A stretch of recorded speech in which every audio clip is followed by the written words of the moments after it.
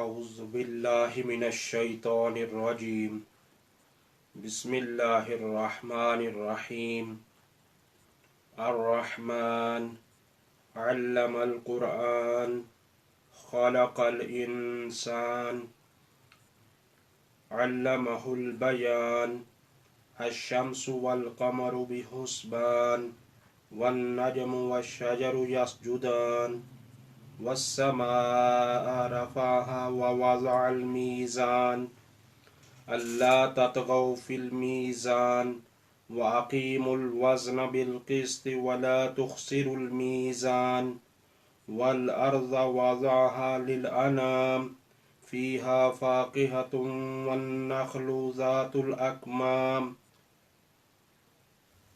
السلام علیکم.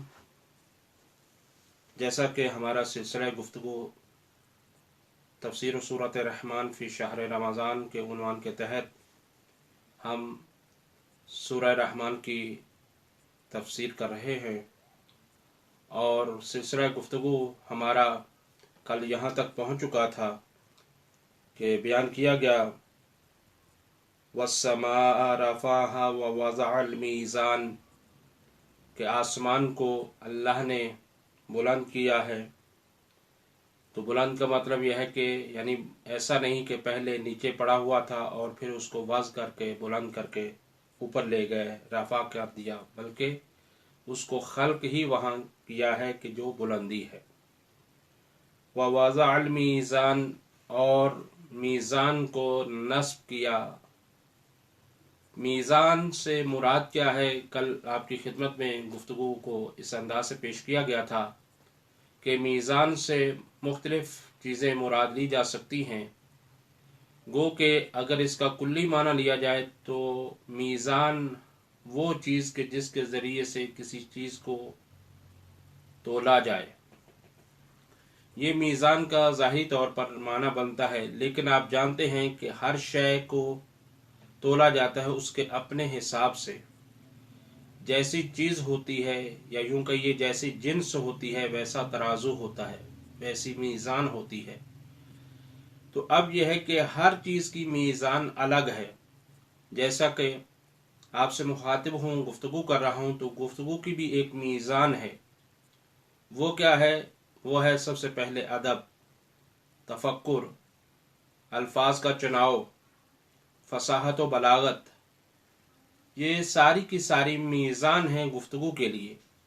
اگر اس میں انسان تجاوز کرتا ہے تو وہ اس نعمت سے محروم ہو جاتا ہے کہ جو اللہ نے میزان کے طور پر نصب فرمائے ہیں.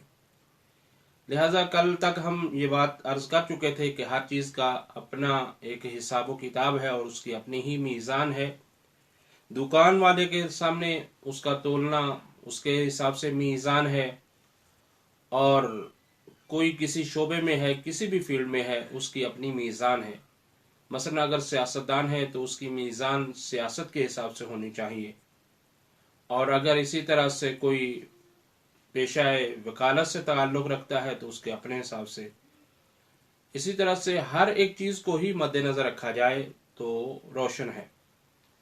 اب دیکھنا یہ ہے کہ یہ اعمال جس کو ہم انجام دیتے ہیں، آیا اس کی بھی کوئی میزان ہے یا نہیں؟ یا ہم کوئی عقیدہ رکھتے ہیں تو کیا اس کی بھی کوئی میزان ہے یا نہیں؟ کہیں ایسا نہ ہو جائے کہ کہیں ہم حد سے زیادہ بڑھ جائیں یا پیچھے رہ جائیں. اسی طرح سے یہ ہے کہ کوئی اگر حد سے زیادہ بڑھ جاتا ہے ایمان کے ہوتے ہوئے تو اسے اس انداز سے کہا جاتا ہے کہ ایمان سے جب آگے بڑھ جاتا ہے تو اسے غالی کہا جاتا ہے، اور اگر کوئی پیچھے رہ جاتا ہے تو اسے مقصر کہا جاتا ہے. بہرحال یہ گفتگو بہت ہی مانوس گفتگو اور روزمرہ کے مسائل کی درپیش گفتگو ہے. اس پر کبھی انشاءاللہ تعالی گفتگو کریں گے، لیکن اس چیز کو سمجھنے کی ضرورت ہے کہ آخر اس میں میزان کیا ہے. لیکن معذرت کے ساتھ یہ کہنا پڑتا ہے کہ ہمارے ہاں عام طور پر یہ ہوتا ہے کہ ہر بندے نے اپنا ہی ایک حساب سے اپنے عقیدے کو ہی میزان بنا رکھا ہے، اور اسی حساب سے ہر بندے کا، ہر مومن کا، ہر مسلمان کا عقیدہ تولا جاتا ہے.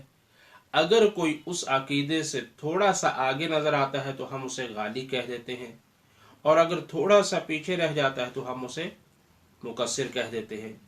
जबकि मेरा और मुझ जैसों का अकीदा कोई मेयार नहीं है, मिलाक ये नहीं है कि कौन किसका किस अंदाज से अकीदा, बल्कि मिलाक के लिए देखना होगा कि जो ईमान की हकीकत है, जिसने हमें ईमान पहुंचाया है, वही इसकी मीज़ान भी बताएंगे।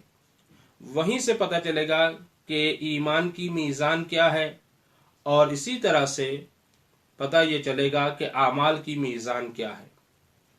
तो इसको अगर हम देखें रवायात के अंदर, तो वहां से जाकर पता चलेगा कि मीज़ान क्या है और किस तरह से। और अर्ज किया है कि अकीदा और इसी तरह से अमल के एतबार से भी यह है कि जो इंसान हद से ज्यादा चला आगे बढ़ जाता है, तो यानी किसी आमाल का इनकार करने लग जाता है। जब इंसान आमाल का इनकार करने लग जाता है तो फिर यह है कि वो कुफ्र की मंजिल तक पहुंच जाता है। किसी भी अहकाम दीनिया का इनकार करना कुफ्र होता है, और किसी अहकाम दीनिया पर अमल न करना ये फिस्क होता है, इंसान फासिक हो जाता है। अब इसके अंदर भी एक चीज़ की ज़रूरत है जो हमें अमल के एतबार से बताए कि कहीं ऐसा न हो कि हम किसी शय का इनकार कर बैठे तो जिसका नतीजा कुफ्र हो जाए, और ऐसा भी नतीजा न हो जाए कि हम किसी शय को अंजाम ही न दें तो यह है कि फासिक हो जाए। तो इस एतबार से यह है कि हमें देखना होगा कि कौन मीज़ान है और किन के ज़रिए से हम अपने आमाल को और हम अपने अकीदे को तोल सकते हैं। लिहाजा पैगम्बर अकरम सल्लल्लाहु अलैहि वसल्लम का इरशाद गिरामी है, पैगम्बर इरशाद फरमाते हैं, अल मीज़ान हुवल इमाम अमीरुल मोमिनीन अलैहिस्सलाम नसबहु लिखल्क़िही। फरमाया कि मीज़ान वो है कि जिसको कहा जाता है कि अमीरुल मोमिनीन अली अलैहिस्सलाम यानी इमाम, और जिसको अल्लाह ने अपनी मखलूक के लिए नस्ब फरमाया है। तो लिहाजा पता ये चला कि अली अलैहिस्सलाम ये मीज़ान है, और मीज़ान यहाँ पर लफ्ज़ मुतलक इस्तेमाल हुआ है, लिहाजा यहाँ पर मीज़ानुल ईमान भी कहा जाएगा और मीज़ानुल आमाल भी कहा जाएगा, दोनों यहाँ पर मुराद लिए जाएंगे। इसी तरह से बहरहाल समझने की मज़ीद भी ज़रूरत है कि जैसे ये हदीस मुबारका मरबूत है अली अलैहिस्सलाम से, लेकिन क्योंकि नस से पैगंबर मौजूद है कि अली अलैहिस्सलाम अकेले नहीं बल्कि 12 खुलफा करार दिए गए हैं और 12 इमामों का तज़किरा मौजूद है, लिहाजा ये सब के लिए ही ऐसा साबित होगा। अब ये रिवायत है इमाम बाक़िर अलैहिस्सलाम से। इमाम बाक़िर अलैहिस्सलाम ये बसाइरुद दराजात के अंदर ये किताब मौजूद है, जो तकरीबन आज से 1200 साल पहले लिखी गई किताब है। उसमें ये रिवायत मौजूद है कि इमाम बाक़िर अलैहिस्सलाम फरमाते हैं कि नहनुल मीज़ान, हम सब के सब मीज़ान हैं, हम सब के सब तराजुए ईमान व अमल हैं। तो इस हवाले से यह कि देखना होगा कि जब मासूमीन अलैहिस्सलाम को मीज़ान कहा गया है, और फिर रिवायत इसी तरह से आगे बढ़ते हुए भी रिवायत में आया है, तफसीर अली इब्न इब्राहिम की तफसीर में यह है कि काला, रिवायत यह है कि अल मीज़ान अल इमाम, मीज़ान इमाम होता है, और बाब इन्ना अलियन अस-सबील, अली अलैहिस्सलाम सबील है, व सिरात, सिरात है, वल मीज़ान, और मीज़ान है फिल कुरान, यानी अली अलैहिस्सलाम को कुरान के अंदर सिरात, सबील और मीज़ान कहा गया है। तो इससे ये पता चला कि अली अलैहिस्सलाम यहाँ पे अकीदे और अमल के एतबार से यह है कि अब हमें अगर अकीदा देखना होगा कि आया हमारा अकीदा सही है या नहीं, या किसी दूसरे का भी अकीदा अगर आजमाना है कि उसका अकीदा सही है या नहीं है, तो फिर अपना पैमाना नहीं होगा, अपना अकीदा मेयार नहीं होगा, बल्कि पैमाना यह होगा कि अली अलैहिस्सलाम मीज़ानुल ईमान भी हैं और मीज़ानुल आमाल भी हैं।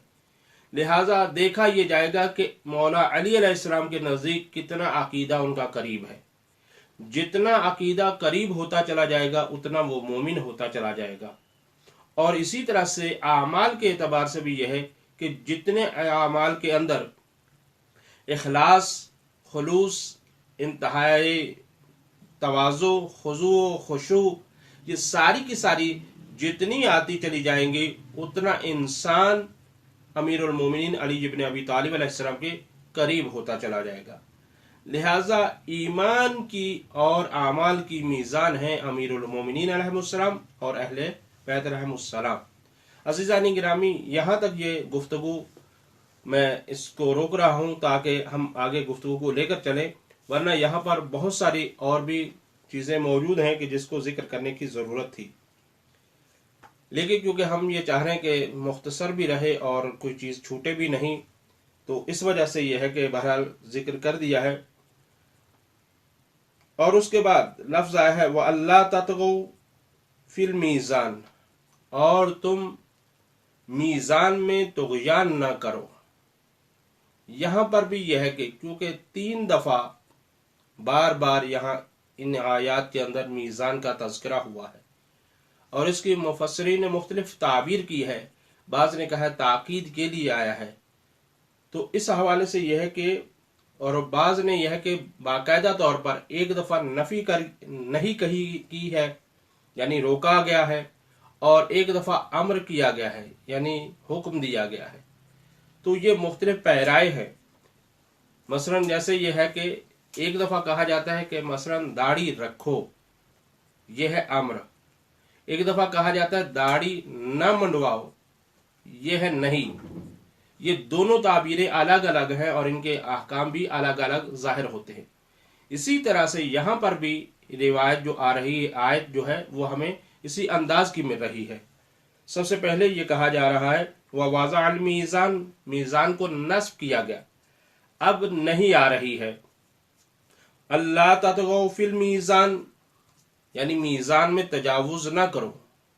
اور میزان میں یعنی خود امام جب مراد ہے میزان سے تو اس کو بھی روایت نے بیان کیا ہے کہ یعنی اصل الامام، یعنی امام کے نسبت عصیان کرنے کا نام بھی یہاں پہ نہیں ہوئی ہے، لہٰذا اس حوالے سے بھی ہے۔ تو یہاں پر نہیں ہے یعنی روکا جا رہا ہے، کیا ہے کہ میزان میں طغیانی نہ کرو۔ وَأَقِیمُوا الْوَزْنَ بِالْقِسْطِ، اور یہ امر آ رہا ہے، امر یہ آ رہا ہے کہ قائم کرو کس کے ذریعے سے وزن کو، کیا ہے یعنی عدالت سے کام لو، عدالت سے کام کرو۔ وَلَا تُخْسِرُوا الْمِيزَانَ، اور میزان میں خسارہ مت کرو، اس میں خسارہ مت ڈالو۔ تو عزیزان گرامی، یہاں پر بھی یہ ہے کہ خسارہ میزان میں کرنا یہ بھی اسی حوالے سے ہے۔ تو یہ اتنی تاکید ہے، اور یہ سمجھتا ہوں کہ یہ میزان ہی ایک ایسی چیز ہے کہ اگر ہم لوگ دنیا والے اگر اسی میزان کے اپنی زندگیوں کا ایک حصہ بنا لیں کہ ہمیں ہر چیز میں میزان سے کام لینا ہے، گفتگو کریں تو میزان سے کام لیں، بات کو جیسے کہا جاتا ہے پہلے تولو پھر بولو، تو یہاں پر بھی یہی ہے، انسان ہر چیز میں انسان اپنے آپ کو ایک میزان رکھے اور اس میں طغیانی بھی نہ کرے اور اس میں کمی و بیشی بھی نہ کرے۔ تو اس حوالے سے یہ ہے عزیزان گرامی۔ آگے گفتگو کو لے کر چلتے ہیں۔ وَالْأَرْضَ وَضَعَهَا لِلْأَنَامِ، اسی طرح سے نعمات کا جب ذکر ہو رہا ہے کہ الرحمن علم القرآن، قرآن کی تعلیم دی، اور خلق الانسان، انسان کو خلق فرمایا، علمہ البیان، اور بیان کو تعلیم دیا۔ اسی طرح سے چلتی ہوئی یہ نعمات یہاں پر آ جاتی ہیں وَالْأَرْضَ وَضَعَهَا لِلْأَنَامِ، زمین کو کیا ہے کہ وضع کیا، بچھایا گیا، للانام، انام۔ اب انام کسے کہا جاتا ہے؟ دیکھیے ایک لفظ ہوتا ہے انعام، انعام وہی جو ہم نعمت کے معنی میں لیتے ہیں وہ اور ہے، انام لفظ ہے خلق، مخلوق کے، اس کا معنی ہے، جیسے کہ پیغمبر اکرم صلی اللہ علیہ وسلم کا لقب ہے خیر الانام، ٹھیک ہے، خیر الانعام نہیں ہے، ٹھیک ہے، خیر الانام یعنی مخلوقات میں سے سب سے بہترین پیغمبر اکرم صلی اللہ علیہ وسلم کی ذات ہے۔ फिर अनाम की मानी के अंदर भी मुफस्सरीन ने भी, लुगत वालों ने भी कई एक माना किए हैं। इब्ने अब्बास जो बहुत बड़े अजीम मुफस्सिर हैं, यानी अव्वल हैं, असहाब पैगंबर में से हैं, तो वो जब तफसीर करते हैं तो वो इस अंदाज से इसकी तफसीर करते हैं कि अनाम यानी हर जी रूह, जिसके अंदर भी रूह है वो इनाम कहलाती है। तो इससे ये पता चला कि जो भी मखलूक है उसको अनाम कहा जाता है। इसके अलावा भी इस्तेमाल हुआ है, इंसानों और जिन्नों के मुकाबले में भी इस्तेमाल हुआ है, लेकिन क्योंकि यहाँ पर अल्लाह ताला इंसानों को उनकी नेमत का जिक्र करवा रहा है, तो लिहाजा यहाँ पर अनाम यानी मुराद लेना पड़ेगा। जैसे तोरफुल अशिया बेअज़दादिहा, अपनी जिद से चीज को पहचानिए, तो यह है कि यहाँ पर भी जो इरशाद हो रहा है उसका मतलब यह है कि इंसान है। वैसे शामिल ये है कि तमाम जी रूह, जिसके अंदर भी, चाहे वो इंसान हो, चाहे वो हैवान हो, चरिंद हो, परिंद हो, जो भी है जिसके अंदर रूह पाई जाती है, वो अनाम के जुमरे में आता है। लेकिन क्योंकि यहाँ पर मुतवज्जे किया जाता है खास तौर पर इंसान को, तो यहाँ मुराद इंसान लिया जाएगा।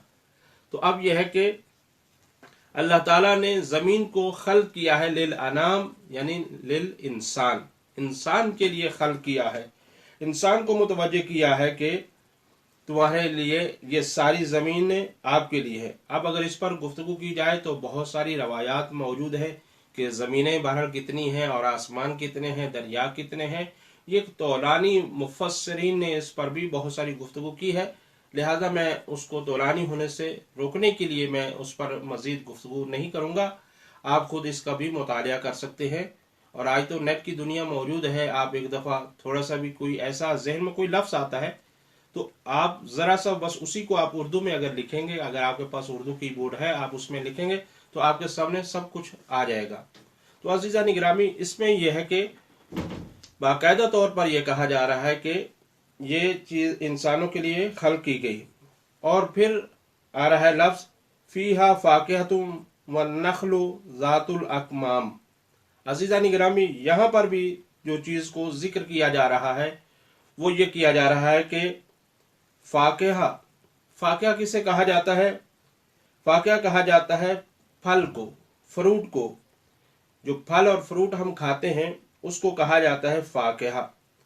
लेकिन इसमें फिर वो यही है कि ज़ाहिर कि ये अरबी है, और अरबी के अंदर हमें लुगात की तरफ जाना होता है। लुगात के अंदर बाज़ दफ़ा बाज़ ने माना यह किया है कि इससे मुराद समर है, यानी फल है, और फल गैर अज़ तम्र है, यानी तम्र के अलावा, तम्र यानी कहते हैं खजूर को। और क्योंकि इसके बाद बाकायदा खजूर का तज़किरा आ रहा है तो इस वजह से ये कहा कि इसका माना अलग है और उसका बाद वाला लफ्ज़ जो अभी बयान करने जाऊंगा वो अलग है। लेकिन यह कि बाज़ ने कहा कि नहीं, उसके बाद खजूर बतौर ताकीद आई है। मैं अभी अर्ज करता हूं कि इस हवाले से फीहा यानी जमीन में, फाकिहतुम वन्नख्लु ज़ातुल अकमाम, और अल्लाह ताला ने तुम्हारी नेमत, तुम्हारे लिए नेमत को जो खल्क किया है वो यह है कि फल है, फाकिहा, वन्नख्लु, और नख्ल यानी खजूर, और खजूर भी वो ज़ातुल अकमाम जिसके ऊपर छिलका सा होता है। आपने देखा होगा वो हल्की सी झिल्ली होती है हर खजूर के ऊपर, तो इस हवाले से उसका जिक्र किया गया है। अब उसमें फिर गुफ्तगू ये हो जाती है कि वो छिलके का जिक्र क्यों हुआ है। असल में मसला एक ये भी है कि हम जिस माहौल में रहते हैं, हम इस कल्चर से और इस नेमत से बहुत दूर हैं। बहरहाल माह रमज़ान में हम इफ्तार करते हैं, मुस्तहब भी है कि खजूर से इफ्तार को किया जाए। तो वहाँ पर हम जब देखते हैं कि अलग अलग से खजूर का जिक्र आया है, लेकिन हम तमाम उनकी खजूर की खुसूसियात से आगाह नहीं है। जैसे आप देखें कि लोग जो हज और उम्रा के लिए जाते हैं तो वहाँ से खजूर की कई किस्में वहाँ पे उनको नज़र आती हैं। बाज़ ऐसी हैं जो गुठली के बगैर हैं, और वो लोग जो अरब में रहते हैं वो इन चीज़ों को समझते हैं। और मेरी इस बात का लुत्फ उठाएंगे हमारे अपने लोग कि जिस तरह से हमारे यहाँ आम के फल को हम लोग समझते हैं, हमारा माहौल समझता है, हमारा इलाका समझता है, कि जैसे कहा जाता है कि तकरीबन आम की जो क्वालिटीज़ पाई जाती है हमारे यहाँ यानी बड़े सगीर में, वो क्या है, तकरीबन 500 किस्म के आम हैं। تو جس طرح سے ہمارے ہاں آم کے پھل کو ہمارے علاقے کے لوگ بہتر سمجھ سکتے ہیں، دوسرے باہر کے لوگ نہیں سمجھ سکتے، ان کے لیے صرف اور صرف آم، مینگو بس یہ ہے۔ لیکن اسی طرح سے اگر دیکھا جائے تو کھجور کا بھی یہی حال ہے۔ کھجور کیونکہ عرب کا اصل پھل ہے، وہاں کے لیے یہ، تو عزیزان گرامی یہ اس دور میں نہیں بلکہ آج کے دور میں بھی یہ کھجور کا ایک بہت بڑا سلسلہ موجود ہے، بہت بڑا کاروبار موجود ہے، اور پھلوں میں اس کو ایک خاص اہمیت حاصل ہے۔ اللہ تعالیٰ نے اس وجہ سے خاص طور پر اس پھل کا ذکر کیا ہے، اور وہ لوگ عرب اس دور میں جو رہتے تھے وہ اس چیز کو بہتر محسوس کر سکتے تھے، لہٰذا اللہ تعالیٰ نے اسی نعمت کا ان کو احساس دلایا ہے کہ دیکھو اللہ تعالیٰ نے تمہارے لیے پھل کو، فاکہہ یعنی پھل کو خلق کیا، اور ذات الاکمام یعنی وہ خاص، والنخل و ذات الاکمام، اور کیا ہے کھجور، اور کھجور بھی خالی نہیں، اگر اس سے چھلکا ہٹا دیا جائے تو وہ کھانے کے قابل نہیں رہتی۔ تو یہ ہے کہ میں اس کی اس حوالے سے مزید گفتگو پہ نہیں جانا چاہتا، جس حد تک بیان کر دیا اسی کو آپ کافی سمجھیے گا کہ بالآخر یہ ہے کہ اللہ تعالیٰ ان نعمات کا ذکر کر رہا ہے۔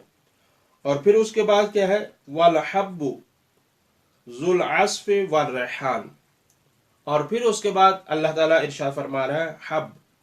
حب کہتے ہیں دانے کو، دانا جیسے گندم کا دانا ہوتا ہے اس کو حب کہا جاتا ہے۔ اب اس حوالے سے کہ اللہ تعالیٰ نے تمہارے لیے یعنی حب کو بھی خلق کیا، یعنی دو چیزوں سے ایک چیز جو مل کر ایک شے خاص بن جاتی ہے اسے حب کہا جاتا ہے، جیسے محبت بھی اسی سے ہے، محبوب بھی اسی سے ہے، تو یہ اس کو بھی اسی وجہ سے کہا جاتا ہے کہ وہ دو چیزوں کو ایک میں لا دیتی ہے، شگاف چیز درمیان میں ہوتا ہے لیکن اس کو ختم کیا جاتا ہے۔ تو بہرحال یہ ہے کہ حب یعنی دانا، والعصف ذو العصف، ذو العصف یعنی اس کے اوپر آپ نے خاص دیکھا ہوگا گندم کے اوپر خاص ایک پردہ سا ہوتا ہے، اور پھر اس کے اندر گندم کا دانا ہوتا ہے۔ تو یہاں پر بھی یہ ہے کہ خاص طور پر ذکر ہو رہا ہے کہ ایک گندم، اور گندم بھی عام نہیں، کیونکہ ظاہر کہ اگر گندم کے اوپر وہ خاص پردہ اور خاص چھلکا سا نہ ہو تو وہ ضائع ہونے کا ڈر ہے، وہ خراب ہو جانے کا ڈر ہے۔ تو یہ ایک بہرحال جسے کہتے ہیں کہ کسانوں کی چیزیں ہیں، میں اس میں پھر زیادہ نہیں جا سکتا، سائنس سے اگر آپ اس کے اوپر توجہ کریں گے تو اس کی کیا کیا خصوصیات ہیں اس کے اوپر توجہ کی جائے، لیکن ظاہری طور پر اس میں اکثر خاص بات جو ہے وہ یہی سمجھنے والی ہے کہ اللہ جو ہے ہمیں خاص طور پر نعمات خاص کا ذکر کر رہا ہے۔ تو یہ ہے کہ اس حوالے سے ذکر ہوا والریحان خوشبودار جڑی بوٹی، جسے ہم پھول بھی بہرحال کہہ سکتے ہیں، پھول بھی اس کا ایک مصداق ہے۔ تو یہ ہے کہ ابھی تک اللہ تعالیٰ نے دو طرح کی نعمات کو گنوایا ہے۔ گفتگو کا یہاں تک خلاصہ کر دوں، اللہ تعالیٰ نے دو طرح کی نعمات کو گنوا کر ہمیں متوجہ کیا ہے۔ وہ یہ ہے کہ پہلی نعمت یہ ہے کہ الرحمن علم القرآن، قرآن کی تعلیم یہ معنوی ہے، یہ روحانی ہے۔